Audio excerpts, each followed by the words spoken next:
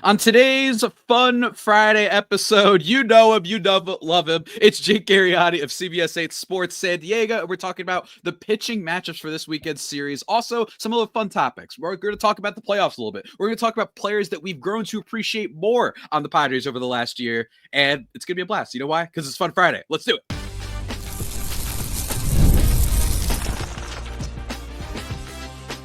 You are Locked On Padres, your daily San Diego Padres podcast. Part of the Locked On Podcast Network, your team every day.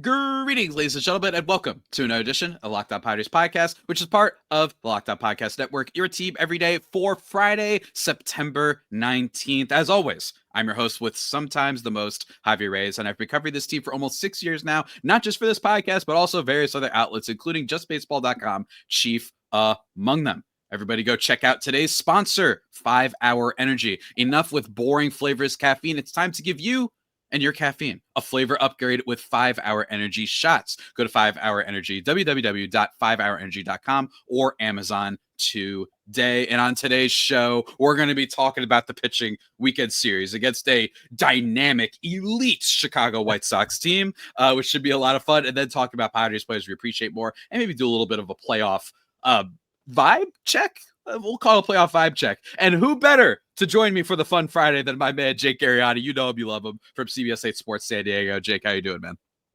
Another beautiful day out here, baby. Getting ready for October baseball. Can't really beat it. Yeah, we're rocking and rolling, bud. How you doing back there? Yeah, I'm hanging in there. You know what? Look, when the weather starts cooling for me, I just feel like life starts to glow more. It sounds weird, right? That like I see the more grayer skies, but my inside and my soul lights up. But that's what it feels like. It really is. So even when the Padres are having an unfortunate game, we are recording this in the middle of their final game in the Mets. Just full disclosure for the audience. The Padres are down 5-1 after potentially, let's just say what will be the discussion after the game about Mike Shildt pulling Randy Vasquez a little bit early, Waddy Peralta giving up a home run. You can check out my recaps of the last two games of the series on yesterday's episode. Be sure to check that out. That's right, from the future. I haven't recorded them yet at the time of recording this, but I will, and they're going to be great. But yeah, man, I figured let's just get into it, right? This weekend series against the White Sox, right? Look, obviously I was being facetious before. This is one of the worst teams out there. They somehow managed to not be the worst, and that the Colorado Rockies found a way to be worse than even how bad the White Sox were last year. 57-96 record. They're really bad. They're 3-7 in their last 10. And one of the things that we've talked about in the show is with such an easy schedule in the month of August, the Padres, were supposed to kind of have an advantage. But of course, it's all on paper, right? So the White Sox, it's not a guarantee they beat them. And certainly with the way they got swept by the Orioles, didn't play well against teams like the Reds, didn't play great against Minnesota either. It could be up in the air, man. Absolutely. It's one of those situations like we just saw with the 4 against Colorado where you just have to take advantage and beat up on these teams that are just absolutely terrible. And you got to go to the South Side, and you really should win all 3 of them. If you take 2 or 3, I feel like you feel okay coming into the final week of the season. Look, it's a terrible baseball team. The only reason they're not the worst baseball team is because the Rockies are somehow, like you mentioned, even worse, which is very hard to do. That's an accomplishment in itself to be that bad. But shout out Dick Monfort for creating that atmosphere out there in Denver. As far as the Padres, that's right. As far as the Padres going to Chicago, I mean, I don't know how much there is to say about it aside from you really just have to take care of business against terrible teams. That's it. And they need to go there. And honestly, it should be a sweep, but take 2 or 3, Javi. That's just simple as it is. Yeah, and it feels like with the Dodgers not really falling apart as maybe the Padres would have needed, considering that they haven't played that great this past month and end of last month as well. But all in all, like, it still matters. And I think the biggest thing is going to be pitching. I've been saying this for a while. I'm almost not even concerned about the NL West race. I know it's still possible. Me personally, I don't see it happening at this point, but you never know. It's still possible. But for me, my bigger thing is the pitching. And why? Because the Padres have been really bad. I talked about this on the show the other day. The eighth fewest amount of innings pitched since the trade deadline. And it's been really, really hurting them, right? And you saw Michael King get absolutely tuned up by the Mets the other day. And with the Chicago Cubs, not White Sox, offense being projected to be the team they may face in round one, that worries you. So this weekend, in terms of who they are projected to face, who they're projected to use, it's Dylan Cease going on Friday. Will he ruin your Friday night? Potentially. Will he potentially save it? That could also happen. Going up against Davis Martin. Then Saturday, it's Yu Darvish. And then Sunday, it is Michael King, at least projected. This is what Yahoo's saying. Padres website doesn't say it, but it's being projected. So we don't know for sure. But my take on this, Jake, is just these starts are so huge. I almost don't even care if they win the game. I just want to see, what are we rolling with in the playoffs? We're going to talk about that a little bit later, but let's start, I guess, with Dylan Cease. Do you have anything new to add, right? Like, I don't think at this point there's anything else to say about Dylan Cease, but go for it if you have anything. Yeah, I mean, we've exhausted everything about Dylan Cease. I think the thing for him and a lot of the three guys that we're talking about right here is, can you make one more solid confidence building start before you get into the postseason? Can you figure out one more little thing when it really matters and we're into October and you're pitching at Wrigley Field, or let's say in the NLDS? The biggest one I'm keeping an eye on is going to be Michael King, if he does indeed make that start, because like you talked about, shelled by the New York Mets. Obviously, everyone wants to talk about the rust. You know, he made the one start before, looked decent in those 5 innings. So for me, because Michael is probably your 2 starter, I mean, depending on how he throws in that final start of the season in the postseason, I want to have a little bit of confidence. I want to see Michael go out there, throw 5 innings against a really bad team and go, yep, all right, we're ready to go to make that second start in the postseason. Because right now, Javi, there is one pitcher I trust in October for the San Diego Padres, and that is it. And that is not a good feeling going into the postseason. That pitcher obviously being Nick Pivetta, who also, you know, got the quick hook yesterday or 2 days ago as we record. It's an uncomfortable feeling when you go into October and your starting pitching is as shaky as the Padres have right now. So build confidence. Hopefully it gives you a little something going into Wrigley. See one go through the hoop, right? I've been saying that, using that term on my phrase a lot on this podcast. Same goes for the offense too. It's nice to just see Merrill have a little bit of a nice hot streak going lately, right? We'll see how the game that's going on he does in that one. But I agree, man. And I think that with, you know, Michael King, it's just, can you get the rest, have a good start to be like, okay, cool, I feel good about you starting, because regularly, of course, we would like these guys. But Randy Vasquez, like the fact that Randy Vasquez, who we mentioned got pulled early-ish in his start against the Mets the last game, the fact that Randy Vasquez, I don't like his peripherals. He's not nearly as talented, like just raw stuff, as a lot of the other guys in this rotation. But you wouldn't be entirely wrong if you were like, is he the second best? Like not second best, but second most trustworthy, like in a playoff game in a 2 out of 3 series, would you be like, let's just start with him? I think he could give us 3 innings and no more than 1 run allowed. You can't say that for anyone other than Pivetta. So people wouldn't be wrong, even though I do think that this start against the Mets is a little bit of a preview that against a good team, I think he could get turned up. But I think it's like, what's the alternative? So I wouldn't blame anybody. And Dylan Cease, hopefully, he's had at least 3 okay starts. His last 3 starts, he hasn't given up more than 2 earned runs. He went 4 against Baltimore, gave up 2, struck out 7, 5 against Colorado, at Colorado too. So that's nice. Only gave up 1, and then Colorado again didn't have any sort of, oh, they know what he's going to do, 6 innings in that 1 run. So if he could do a good start, I think that's actually like a big story. So we'll have to follow that over the course of the weekend for sure. But it's Fun Friday, man. So we're not going to only talk about the weekend series, man. We got to have some fun little topics in there. But first, I've been talking too much. Got to take a word to talk about one of our sponsors.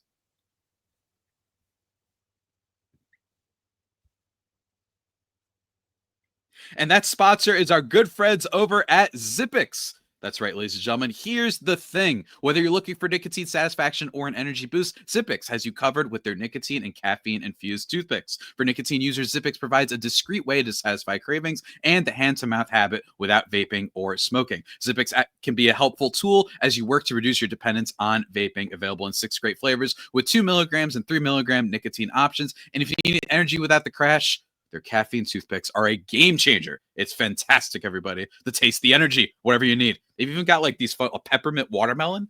I'd never heard those words combined in my life, and they're both good words. So I check out that one. Go to zippixtoothpicks.com. Use code LOCKEDON for 10% off your first order. It must be 21 or older to order. And warning, nicotine is an addictive chemical. That's zippixtoothpicks.com. Promo code LOCKEDON, ZIPPIX, toothpicks.com. Promo code LOCKEDON. Zip more, smoke less with Zippix Toothpicks. Go check it out.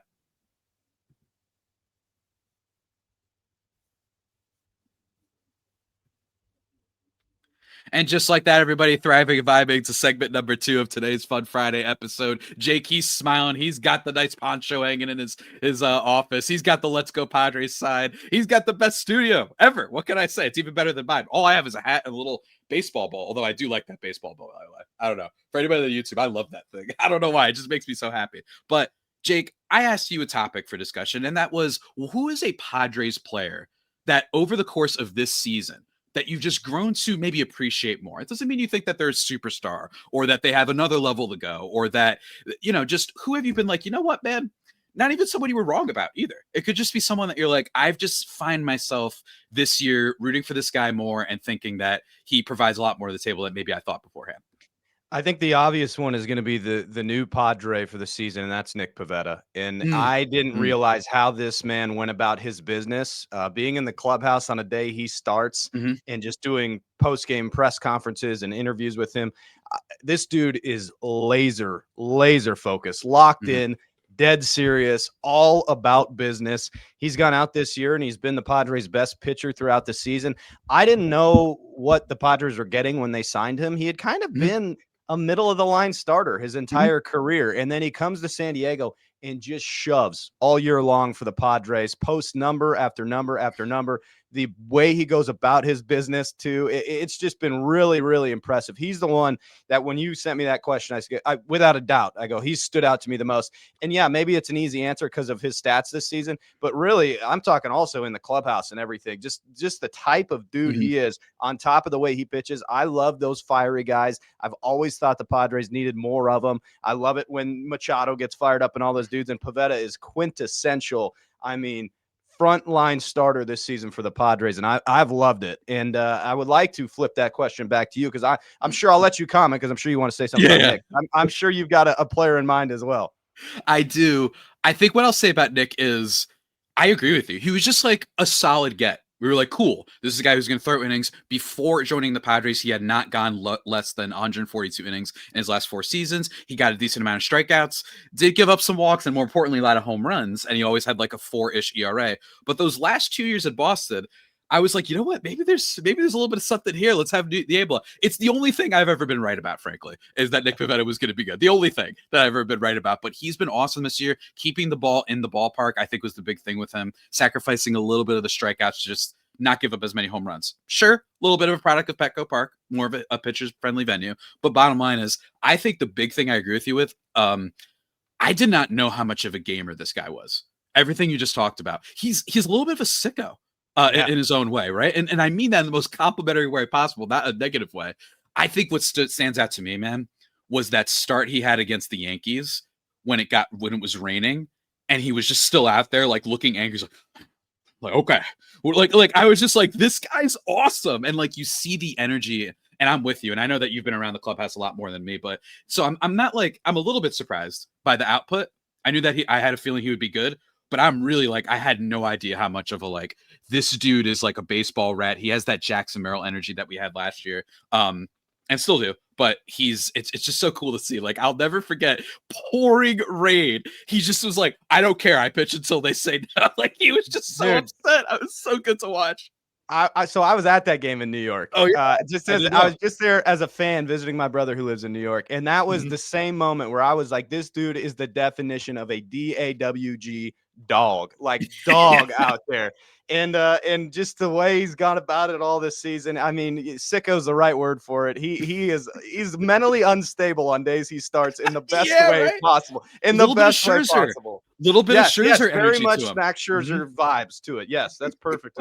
To when he's not starting, totally different story. But when he is, I'm like, leave that man alone. He's locked in, and I love that, and that's why I think makes him an exciting guy that if we do trust someone in game one, it's going to be him. It really is. And I have no doubt that it's going to be Nick Pivetta. So I'm curious to see how he does, especially in the postseason. And against the team, potentially the Cubs, that did give him a little bit of trouble in his second start, I believe, of the year. And then he did well against them later. But I'm just saying, going to be interesting to see how that pans out. My player, though, man, I think it's Jake Cronenworth. I do. I think it's Jake Cronenworth. Did you know that Jake Cronenworth has the second highest on-base percentage on this team? No, and I don't think the only one higher is Bryce Johnson. The only one higher is Bryce Johnson. And in 48 games. I just think that if there's one cool thing that happened this year for the Padres, let's just pretend they lost round one. Well, I'm not trying to say that's going to happen, but let's just pretend. If there's one nice thing that I think happened this year is like, don't give up on players that maybe you gave a contract to that you regret a little bit.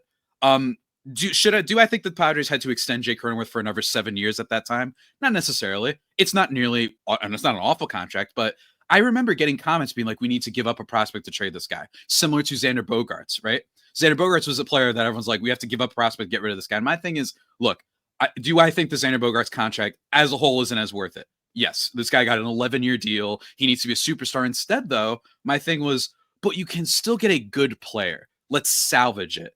And Jake Cronenworth, Xander Bogaerts was more of a salvaging season where it's like 3-win player. He's missing the last month of the year. He was starting to hit a lot better. Plays great defense at short. That's good. Like, it's solid. Maybe not what you wanted, but solid. Jake Cronenworth is a 2.9 wins above replacement player, according to Fangraphs, which is really solid. He gets on base a lot. 371 on base percentage. Aside from Bryce Johnson in his small sample size, he is the leader in on base percentage, which is a crazy thing to say. Gets hit by a lot of pitches, so that contributes a little bit. For some reason, he just gets hit by pitches all the time. But the fact that he's able to do that, I think he's getting back into being a better defender for the Padres as well after being but being placed at first base these last couple of years. He's more naturally, I think, a second baseman. And the numbers are pretty, not the best in the world, but I think that he can improve potentially next year if he has a full, time just to focus on this one position. And also this year, Jake, I don't know if you knew, he's been really good with runners in scoring position. He has that vibe of like, this dude is a like Padre, heart of the team a little bit. He's an OG part of this team, especially when they decided to take over the sport, frankly, with all the headlines. This year, in high leverage positions, he's hitting 310, right? His batting average jumps by a bajillion. But in scoring position, he hits 290, right? Like, he's just been so solid when they need him and always drawing walks. And the fact that he's your 8-hitter is just a blessing, Every point you made, I agree with. In teams that are successful, have to have players like Jake Cronenworth. I mean, it's not an option. You have to have a guy who can play all over the diamond, who's willing to sacrifice maybe a little bit of defense to be able to play all over the diamond, who can hit all up and down your lineup if you need it. And honestly, dude is tough as nails. I mean, he's breaking ribs. He's getting hit, as you mentioned, left and right. He's back in that lineup as much as he possibly can. And when you look at his contract, because I know that's the thing everyone wants to pick at, the going rate of today for the player he is, it's not that expensive of a contract at all. No, and not anymore. So I think maybe the length, maybe the length. The AAV, though, definitely not. Maybe, but this is typical Preller. He would rather lock people up too long than not lock them up at all. And that's just the reality of the way AJ likes to sign players. He's willing to eat. Look at you, Darvish. Look at Xander Bogaerts. On and on and on. He's willing to eat some years of contracts as long as he makes sure that those players stay in the lineup for the Padres. That's what he's done here. I think Jake's been fantastic, as you've mentioned, this season for what they've asked him to do. It's been really solid. I think the two players we brought up were honestly the top two on my list when you talk about the question you posed, for sure. Absolutely, man. And these been fantastic, but will he and the rest of the team be fantastic enough come playoff time? That's what we're going to talk about. The temperature check, which we're going to be doing, frankly, after every game now for the rest of the season, because we don't really have many games left. And Jake is here by my side for it, and we'll give it to you in just 1 second. But first, you guys know what I got to do. I got to talk to you about another one of our sponsors, not the one that just appeared on the YouTube, pretend you didn't see that, but is our friends over at PrizePicks, the daily fantasy app where making the right call can actually pay off. You and I make decisions every day, Jake, and the listeners every day. But on PrizePicks, being right actually means you can cash in. And with football back, PrizePicks is the simplest and fastest way to get in on the action. Just pick more or less on 2 to 6 player projections, and you can turn your takes into real prizes all in less than 60 seconds. You want to just be like, oh, more than one rushing touchdown for Saquon Barkley? You want to have more than one rushing touchdown for Josh Allen? I don't know. You want to bid on my lovely Justin Herbert? You could do that too over at PrizePicks. Whatever you want, set your lineup. Again, just more or less. It's very simple. Download the PrizePicks app today and use code LOCKEDONMLB to get $50 in lineups after you play your first $5 lineup. That's code LOCKEDONMLB for $50 in lineups after your first $5 play. PrizePicks, it's oh so good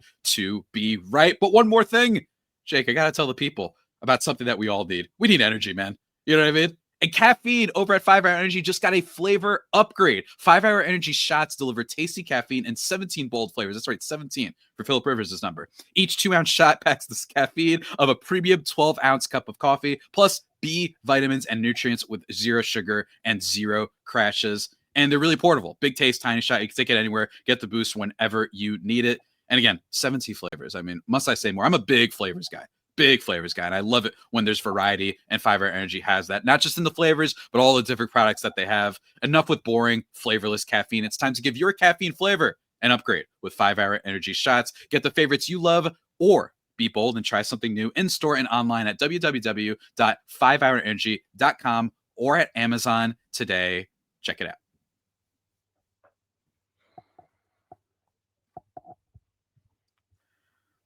And just like that, everybody, thriving and vibing here in the final segment of this year Locked On Padres podcast with my man Jake Garegnani. It is a fun Friday episode, but now we potentially get a little bit not fun.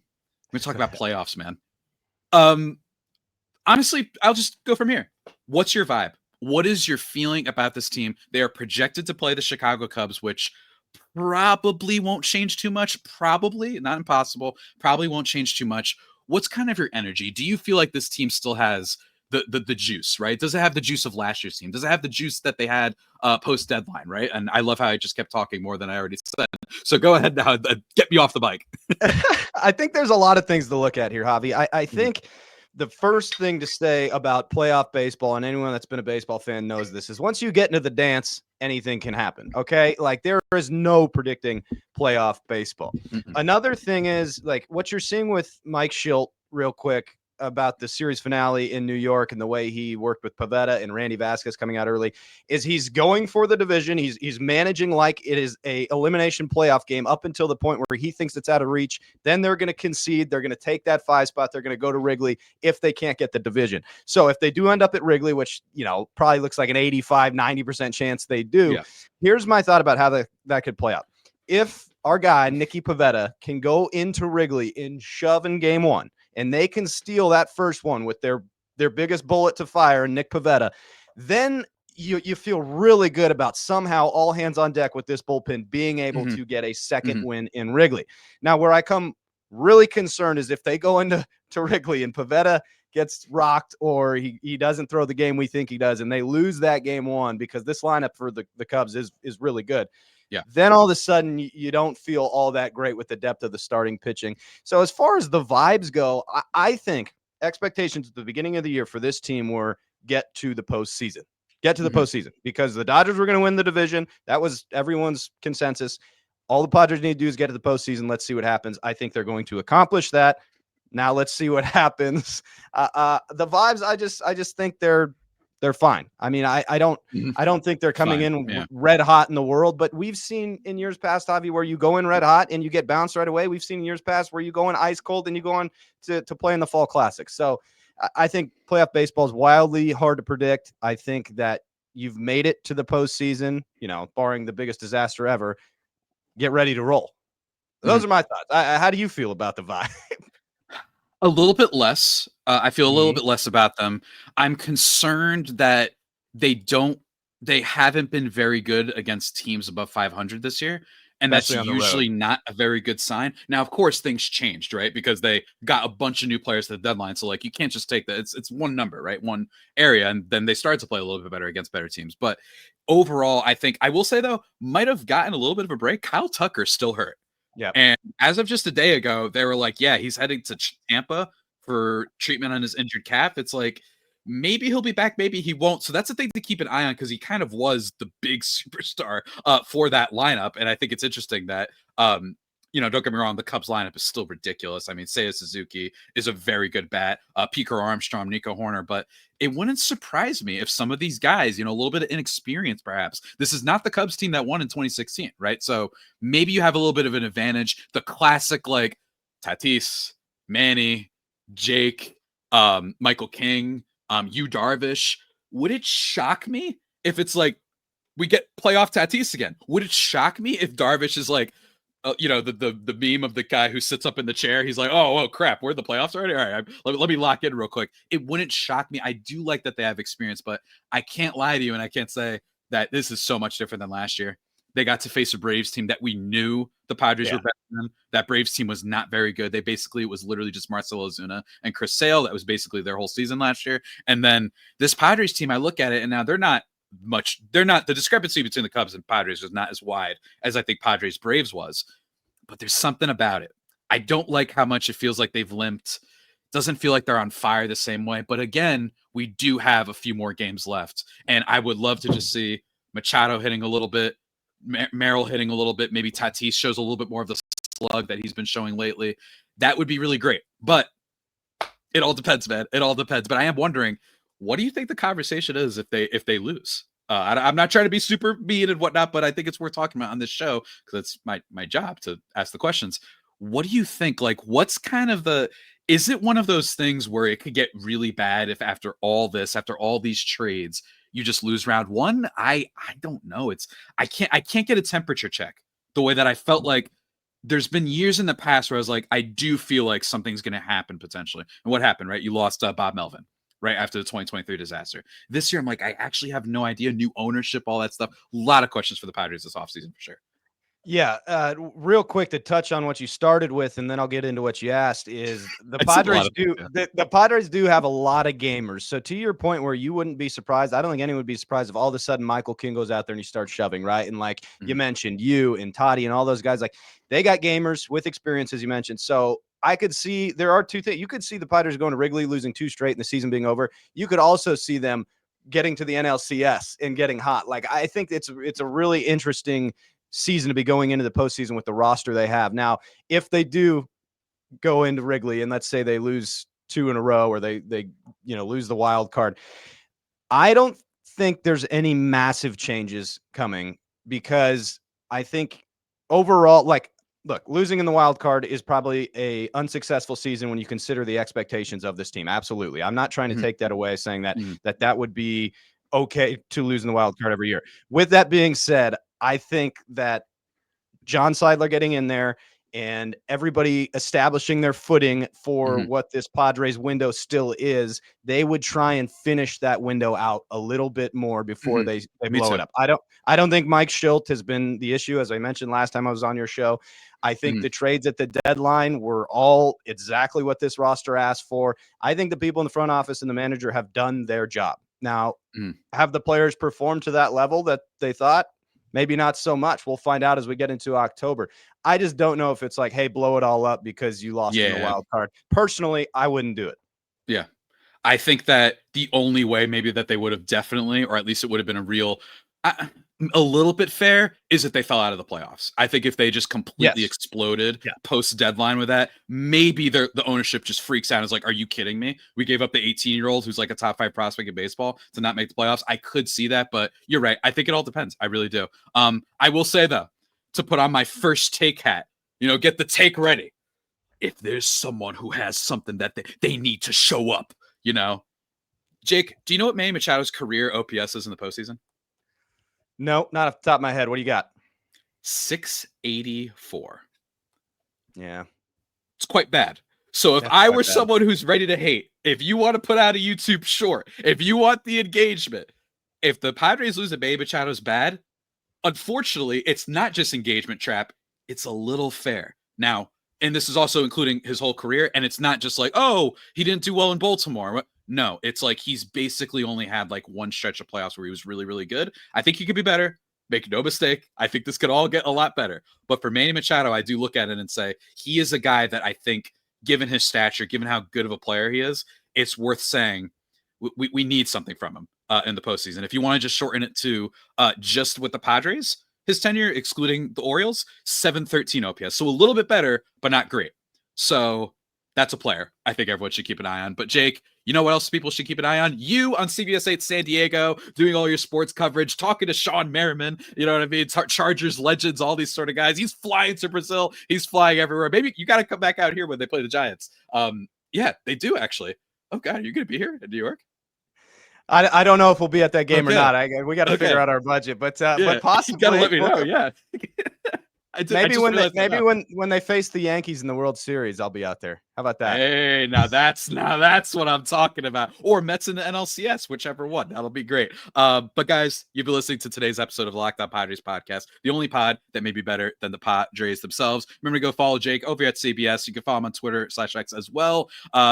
Leave comments in the comment section of all the YouTube videos this week. I will address some of them come Monday for the mailbag and recap whatever treat we've got in store for the team this weekend. But until next time, stay safe and, of course, stay faithful. My Fire Faithful homies, take care.